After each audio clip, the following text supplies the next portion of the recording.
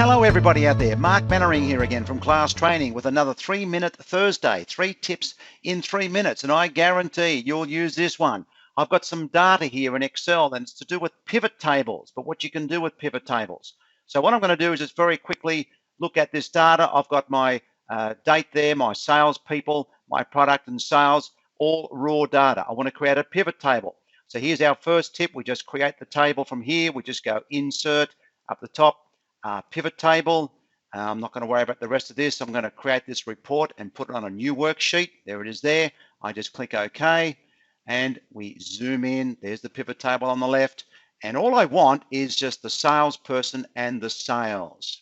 Okay, and as you might know, if you've used pivot tables before, in the blink of an eye, there's my report and so on. Okay, that's our first tip. Our second tip with pivot tables is that we've got the sum of the sales. These are the dollar values.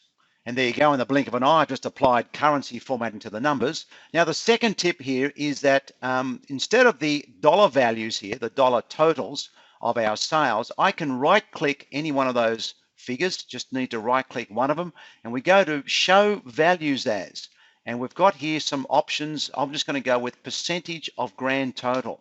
And we click that, and now I've got some KPIs. I've got Anderson there, for example, who's nearly 13% of the total at the bottom there, Davidson and so on. So I've got some KPIs rather than just the actual dollar figure. It's either one or the other of those. If I want to put it back to what it was, I just right-click again, any one of these figures, it doesn't matter which one. You come down to Show Values As, and then no calculation here, which means no KPI. Put the dollar figure back, the dollar total. There you go. So it's either one or the other. Okay, now the third tip is how do we show both? I want the dollar figure and the KPI. Here's a trick. We go over to the sales field here. You can't tick it again to add the second column or a second copy. All you do is drag that dollar figure or numerical field into the sum values or the values section here of the pivot table. That adds the same thing again. Automatically gives you the sum of the sales. You can see sum of sales 2 there, the sequel. Now what I can do is go right click with this one. Notice how the figures are the same without the dollar value. But if I right click this one, I can go Show Values As percentage of grand total. So now I've got the two of them side by side. I've got the total value in dollar figures and also the KPIs. Okay, there you go. Again, in the blink of an eye, you can change the headings there manually.